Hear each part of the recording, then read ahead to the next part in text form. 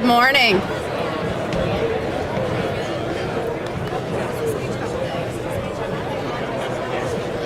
Good morning and welcome to the 57th program in the Harlan E. Boyles Distinguished Lecture Series. The Walker College of Business is honored to host this event. As a result of this series, students are able to learn from and interact with high-level business executives. This event is just one example of how we are able to achieve our mission to deliver transformational educational experiences that prepare and inspire students to be ethical, innovative, and engaged business leaders who positively impact our community, both locally and globally. Students who are entering, don't forget to have your student IDs scanned on the concourse level at the conclusion of today's program. It is now my pleasure to introduce our platform party, Dr. Sherry Everett, Appalachian State University Chancellor, Mr. John Blackburn, President of Linville Resorts Incorporated and member of the Appalachian State Board of Trustees, and today's featured speaker, Mr. David Carroll, Senior Executive Vice President, Wealth and Investment Management, Wells Fargo and Company. I now invite Appalachian State University Chancellor Dr. Sherry Everett to bring greetings. Good morning. Thank you, Dean Norris. It's my pleasure to join you for the 57th lecture in this wonderful series.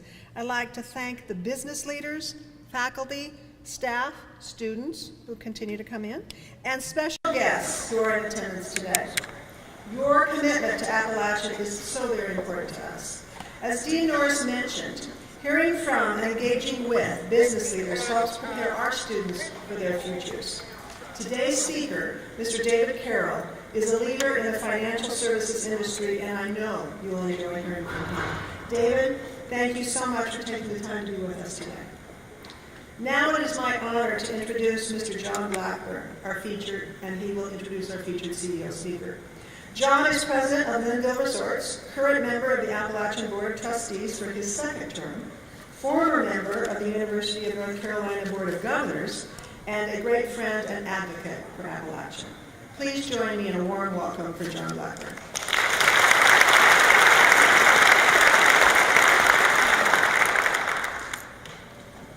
Thank you, Chancellor Everett. It is now my pleasure to introduce our speaker, Mr. David Carroll.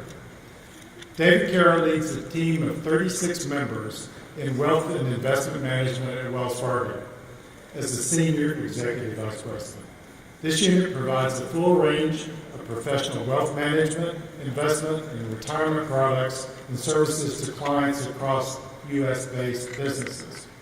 It also serves customers' brokerage needs, supplies retirement and trust services, and provides investment management capabilities to global clients.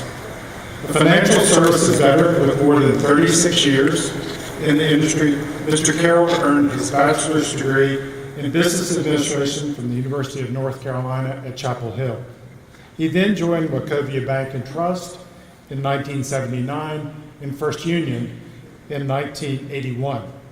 He was head of corporate services and merger integration, chief of e-commerce and technology, and head of First Union's general banking group in Georgia and Florida. From 2005 until the merger with Wells Fargo, Mr. Carroll served as Senior Executive Vice President and head of Wachovia's Capital Management Group. He is a board member of Trees Charlotte, the UNC Chapel Hill Foundation, and the Chapel Hill Investment Fund.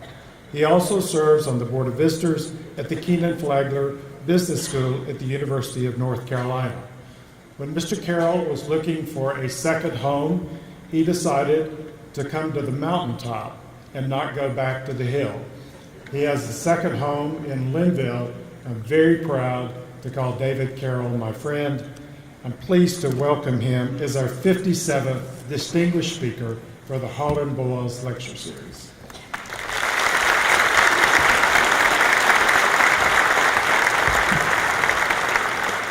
Thank you very much. Thank you, John, Chancellor, Dean. It's really a privilege to be here. Good morning. And again, Dean Norris, Chancellor Everett, thank you very much for being such gracious hosts to me earlier this morning. And John, I only wish I were about 1/10 as accomplished as your overly kind introduction. My mother would really have enjoyed that. I am grateful to be here and to be your 57th speaker. I'm a little bit in awe of the fact that looking at the past list of speakers that you've had here before, but honored to be here to speak in memory of Harlan Boyles, a man who gave 49 years of his life to public service in our state. Lastly, I want to thank our students, the faculty, staff, and other interested members of the school who went to the trouble to join us this morning. When I was asked to speak this morning, I immediately began to ponder, gosh, what could I say that would be of interest or even any use to such an important audience?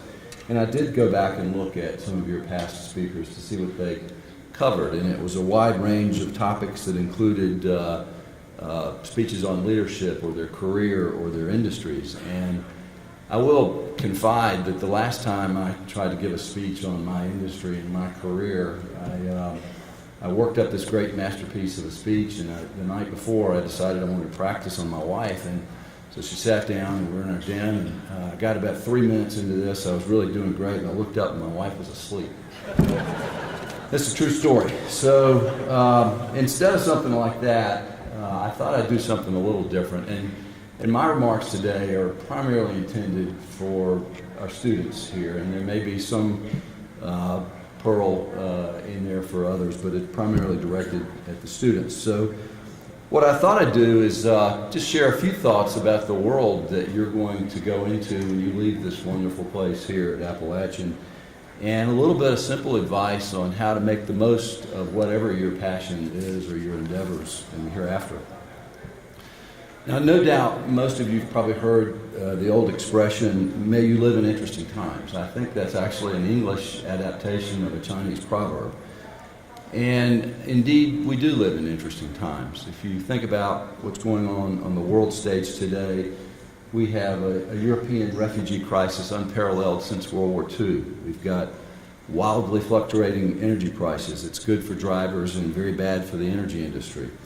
We've got mass shootings and terrorism in all over the world, and even the heretofore safest of locales. We've got a sputtering global economy. We've got a nuclear threat from North Korea and Iran. We have volatile financial markets. And we have lopsided demographics, if you will. We have a large and growing concentration of older people in developed and wealthy countries. And we have a fast-growing population of very young people in lesser developed, poorer countries.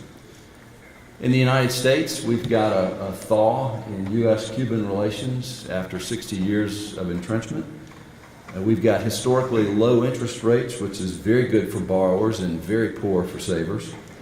We have ongoing racial tension and unrest all over the country here into the 21st century.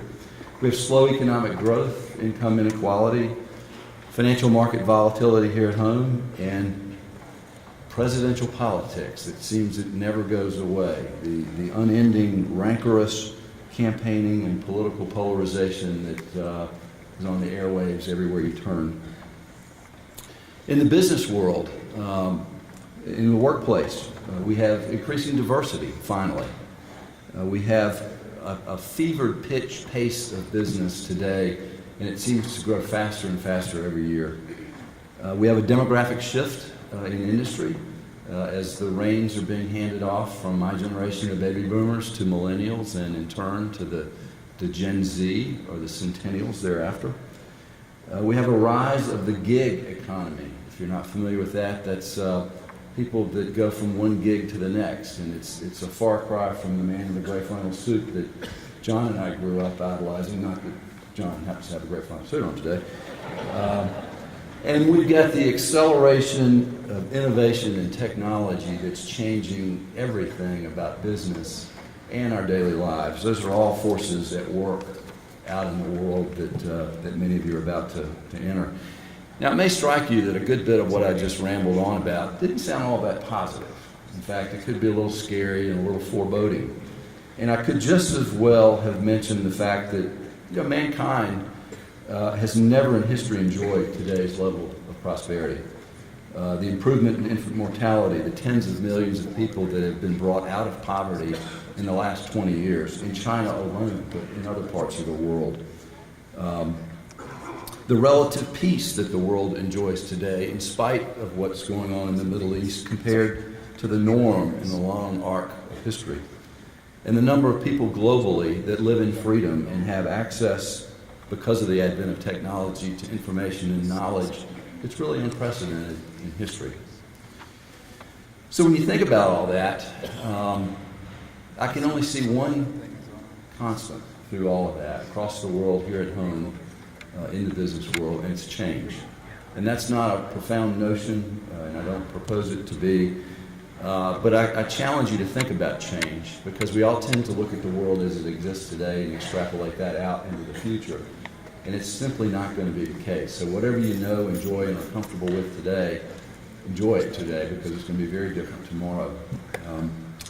When I graduated from college a long time ago, the two largest industries in North Carolina, by far, as measured by revenue, by employment, and profitability, were textiles and furniture. And for all points, they're essentially all gone right now, completely. When I started my career at Wachovia in 1979, there were over 15,000 banks in the United States. There's less than 5,400 today, massive consolidation. I went to work for a small regional bank headquartered in North Carolina, and 36 years later, through hundreds of mergers, we've grown to become the third largest financial institution in the country and the most valuable financial institution in the world based on market capitalization. And as much as I'd love to regale you with all the change that I've seen, by the time you get to my point in life, I think you will have seen much, much, much more change. So my comments today, you might put them in the category of making and keeping yourself relevant in today's world. And I do want to remind you, and again, I'm speaking mostly to our students here, you've already seen a great deal of change in your life. And let's just take a 10-year snapshot.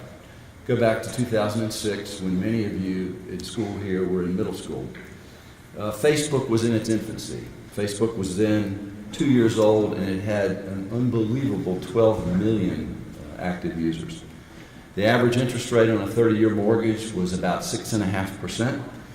Uber didn't exist, and most people had never heard of the word.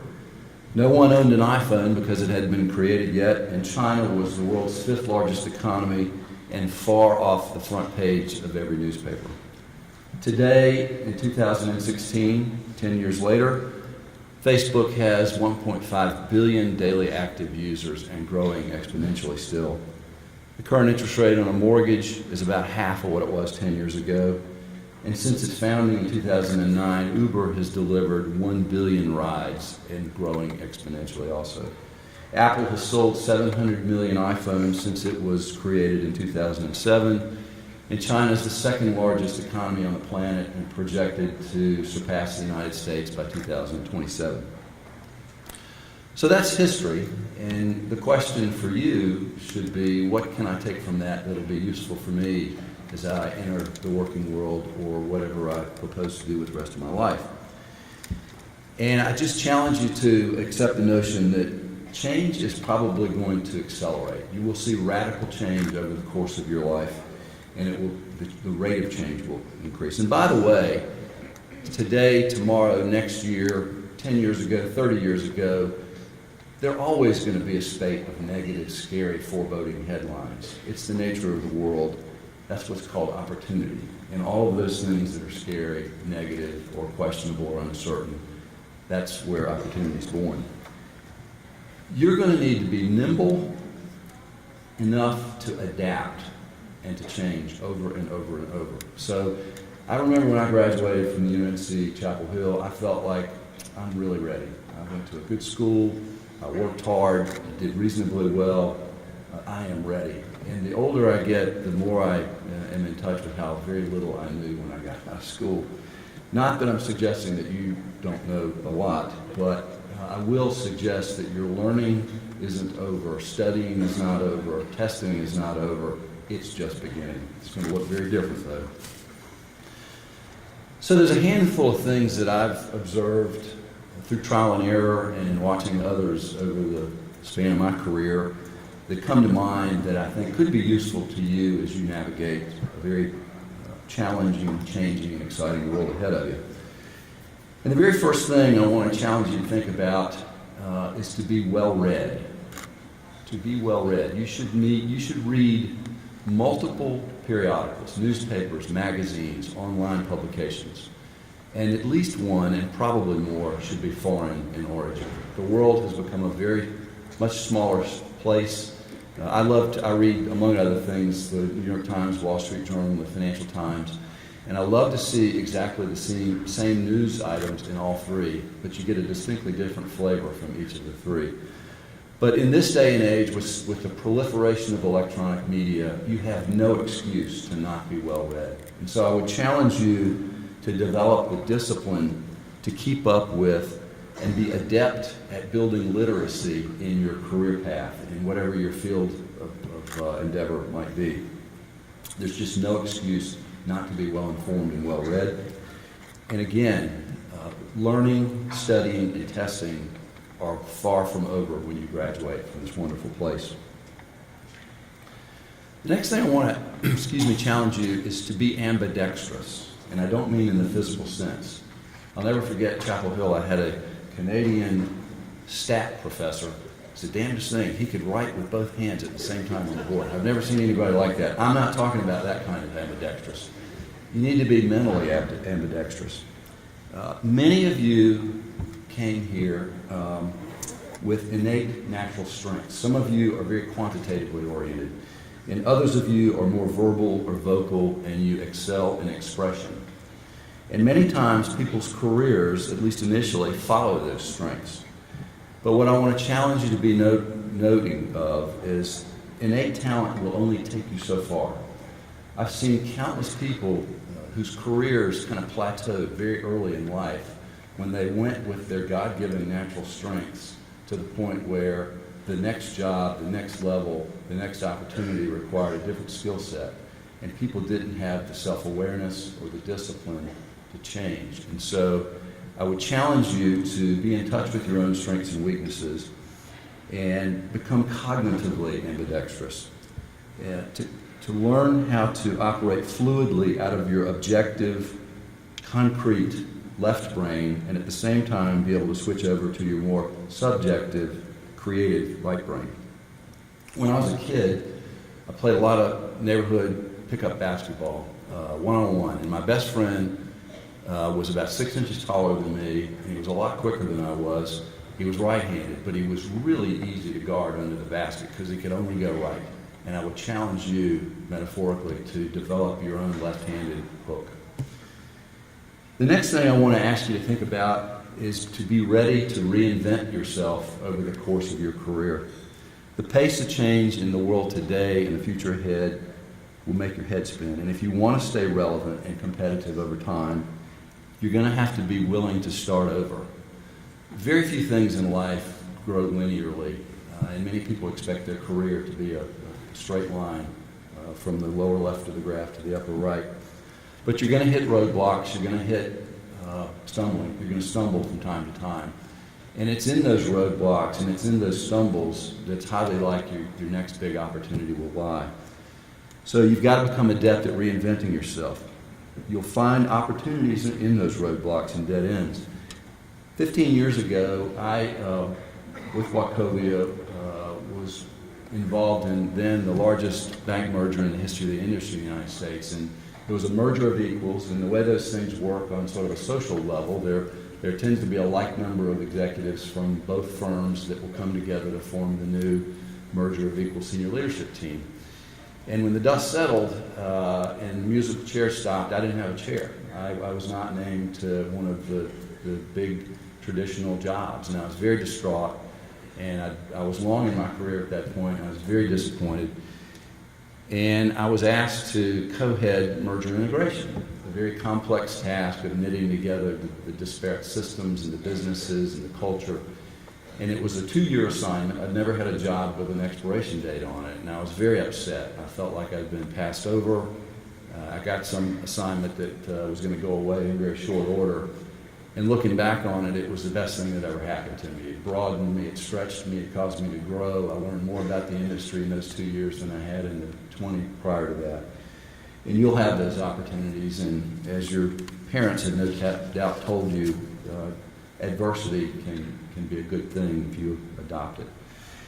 The next thing I want to challenge you to think about are your communication skills. Everything we do today in this hyper-competitive world that we live in requires your ability to convey an idea clearly, crisply, and in a compelling way. It's the key concept to selling an idea, to motivating people and accomplishing things. It's how you'll be able to bring people together from different backgrounds, different cultures, and different beliefs to get things done. And I go back to my somewhat snide comment about presidential politics and this notion of getting things done. And our nation is so polarized today, I can't think of anything I should be stressing anymore than communication skills and leadership skills that will bring people together and find common ground. And most importantly, not just your written communication skills, but your verbal communication skills. In a world so driven by, so impacted by technology, I want to encourage you to pay attention to people. In addition to your communication skills, you need to become adept at knowing and reading people, what's going on inside of them. I had the privilege to speak with a smaller group earlier this morning and had occasion to remind myself that when you're dealing with other people, it's so tempting to come at it from my point of view. And if we're in a position where I want you to do something, to participate, to agree, to cooperate, I have to deal with you where you are, in your state of mind, your belief system, and your values. And so reading people, learning technology systems together. But it was really interesting. I came to observe there were 4 or 5 things that CEOs have to decide when they're considering mergers or acquisitions. And only one of them is financial. And that tends to be binary. Either the price is acceptable or not. Now, there'll be some horse trading, but typically there will be investment bankers. But you come to grips on price very quickly. But the other factors are who's going to run it, what are you going to call it, how's it going to be organized, where's it going to be headquartered, and what about my people? Those are all people issues. There's so many transactions in the world of M&A that make terrific sense on paper when you look at the financials, but when you get around to the people dimensions of it, they all break down. Can't stress enough communications and the human element. The next one is ask for feedback. Listen to it and act on it. This is all about self-awareness. This is all about having some concept of how other people experience you. Our company has invested a tremendous amount over the years to develop people's sense of self-awareness. And it's so easy in business and in daily life to see so many talented people that can't seem to get traction with that innate talent that God blessed them with, because they have an inability to know how they're falling on other people. I worked with a gentleman some years ago. If he wasn't a member of Mensa, he should have been. He probably had an IQ of 200. Brilliant, brilliant. He was in a technical job, a highly technical job. But he really struggled with getting things done through other people, and he reached a proverbial plateau in his career.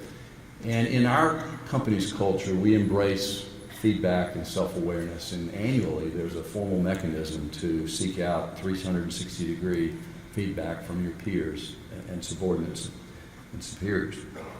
And somehow or another, this guy had managed to avoid that. He never would subject himself to getting uncut, candid feedback from people. And it caught up with him. Somebody in human resources figured it out and made him participate in our 360 process. And I happened to see him right after he got his uncut results. And I said, "Alex, how did it feel?" And without batting an eyelash, he said, "It felt like sliding down a razor blade into a pool of alcohol." It's a graphic description.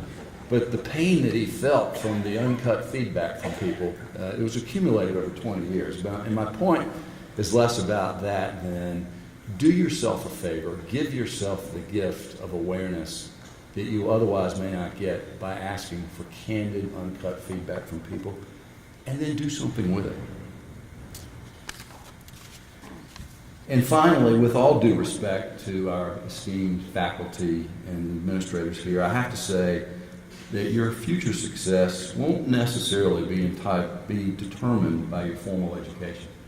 And to be sure, what you have learned here, what you've accomplished here, and yet will in future educational endeavors, it's really, really important because it lays the groundwork and teaches you how to think, how to reason, how to form conclusions, and hopefully how to make wise decisions. But in the long run, your education just prepares you to use what you arrived here with to begin with, which was your intellect, your drive, your passion, and your desire. The rest of it is how you adapt and change and morph over and over and over again as the world around you changes. So that's what's going to enable you to find that first job, that second job, to launch that startup, to change the world, or make great discoveries. I want to switch gears and go from not very profound to even less profound in the category of simple advice for you. At Wells Fargo, we recruit and hire actively undergraduates and MBA every year. And it's really important to our company, to our culture, to our future. It's important to the businesses that I am privileged to lead. And it's important to me personally. I take a great interest in bringing young, new talent into our company. And we typically put these team members through a pretty comprehensive orientation session, not only to orient them to Wells Fargo and our culture, but the working world in general. And a couple of years ago, I was kind of in the back of the room in one of these highly structured orientation sessions, and they're quite good, but it occurred to me that we were really missing something, and some of it was very practical advice on just the working world in general. And so I took a legal pad out and over a couple of days jotted down some observations and put these in the category of what I now know that I wish I'd known on my first day at work. And I do want to remind you and stress, these are not very ingenious or profound at all, but I do notice there's no reason for you to take a couple of years to figure some of these things out.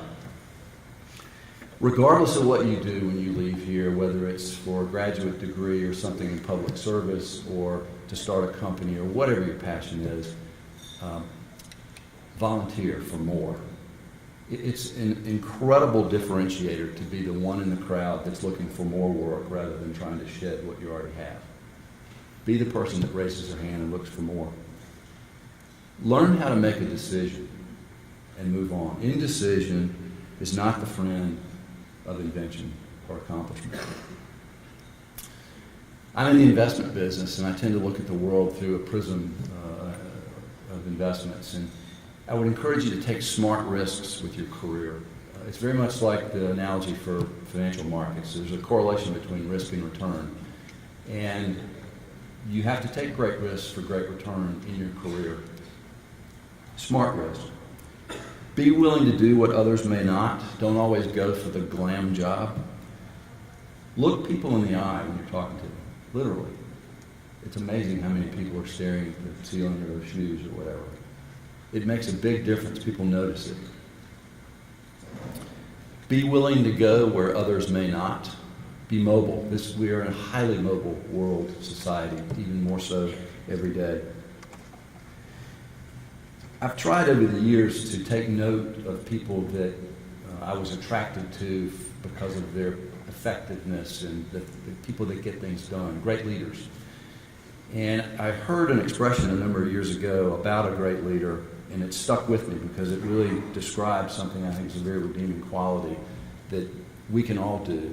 But the term was, this leader has a fundamental impatience with the status quo. I think that's more than just a catchy cliche. It's a bias to make things better when they may be okay. When you have competing adages like, if it's not broken, don't fix it. I like people that have an impatience with the status quo. It's a hyper-competitive world in business, in public service, in politics. Have an impatience with the status quo.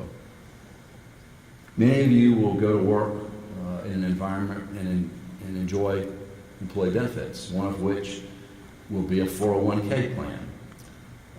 Only about 40% of Americans that have the opportunity to participate in that do. The other 60% don't.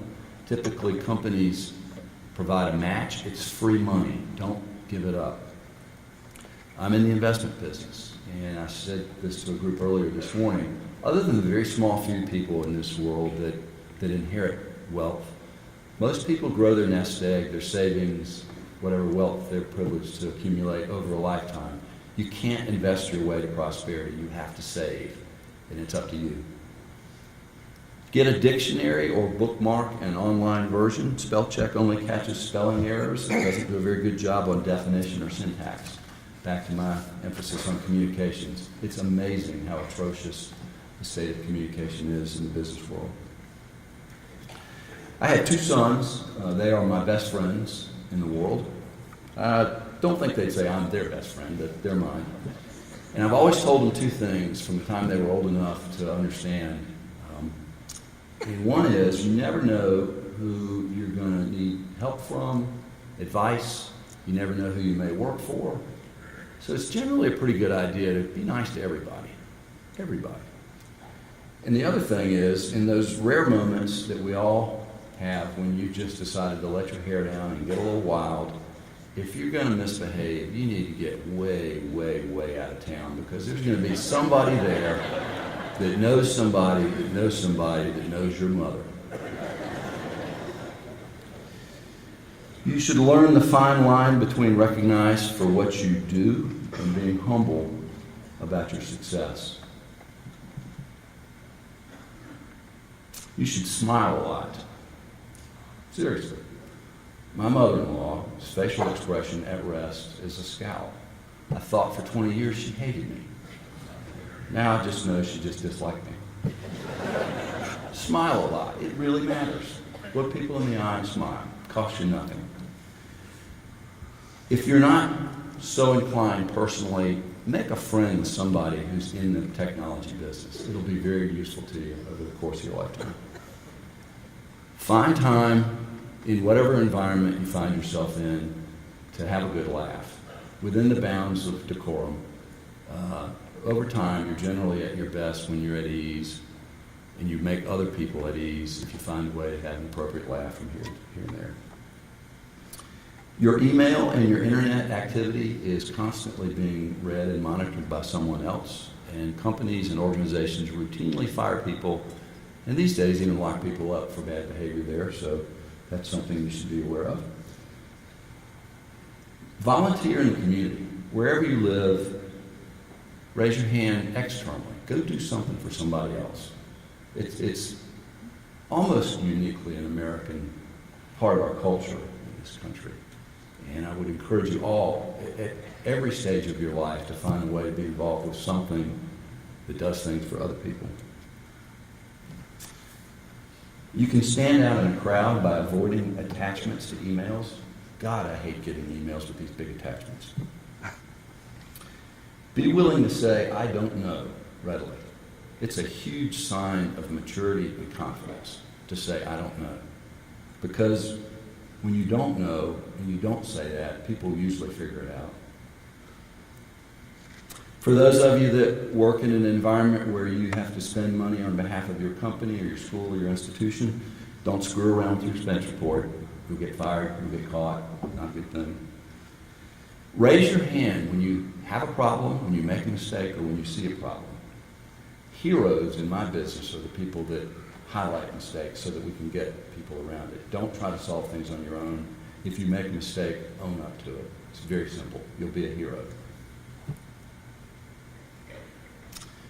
In business social situations, the name tag always goes on the right, so when you shake hands, your name is easy to see, and the cocktail on the left, and usually no more than 2 of those on any one occasion. As an individual, when you think about your life, not just your career, but your life, you should have an agenda. You should have a pretty clear view of what you want to accomplish, what you want to learn, what you want to do, where you want to go. And you should have a plan. And it can take many different forms, but you should have some concept of I'm here and I want to be here and what happens in between. My experience has been that good things in life or in business don't happen on a recurring basis randomly. They are things you can do to facilitate good outcomes in business and in your life. And you can be thoughtful about it. You are in charge of your morale. Now, your environment can influence it. Your boss, your leader, your spouse, your significant other, people you work with, they can all be influencers. But every day, when we all get up in the morning, for all the things that you're going to face, the truth of it is you're not 100% in control of very many things at all. But there's one thing you have 100% control over, and that's your attitude. You should control your attitude. Be intentional about your appearance. I've changed the wording on this one over the years a little bit. I'm not prescribing any look. Formal, informal, coiffed, untidy, whatever. Just make how you look, your appearance says something about you. Just make sure that it says what you want. Be intentional about your appearance. It's a competitive world. In sizing people up, in reading people, recognize that there's a distinction between intellect and judgment. They rarely come in equal measure of the same people. Don't make important decisions when you're tired, angry, or hungry. It clouds your judgment. That's particularly important when you're in relationships with people. And when you get that first job or that first assignment, when you leave this wonderful place and somebody says, take an hour for lunch, nobody really means it. Just eat your lunch and get back to work. And with that, as we are approaching the noon lunch hour, I will stop and thank you again for the privilege of being here at this wonderful place. Congratulate you all on having chosen such a marvelous institution and wish you good luck. Thanks.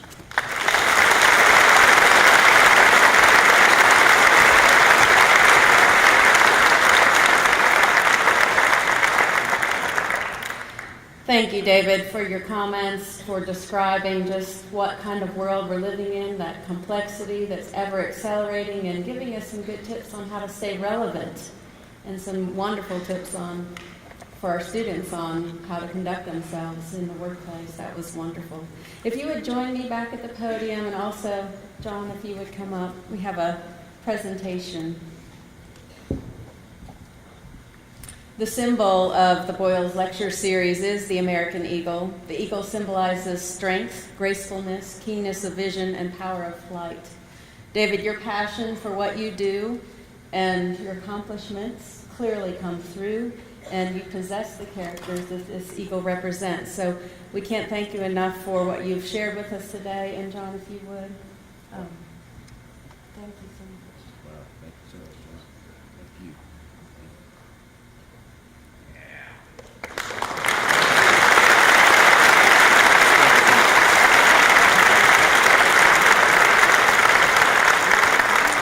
In closing, I want to say a special word of thanks to the students, faculty, staff, and special guests for attending today's lecture. We hope you enjoyed our speaker as much as I did, and I hope you're inspired to be innovative and engaged leaders who positively impact our community. Guests who were invited to attend the luncheon, please proceed to the floor in just a moment. Students, a reminder to have your ID cards scanned on the concourse level as you leave. And finally, I would like to invite you all to join us for the 2016 Appalachian Pitch Competition at 2 o'clock this afternoon on this same stage. 10 student finalists are pitching their venture ideas. Prizes will be awarded by a panel of industry judges, as well as the Audience Choice Awards, so you get to participate in picking the winner. All are welcome to attend, so we hope to see you there. Thanks again from the Walker College of Business in Appalachian State. Have a wonderful day.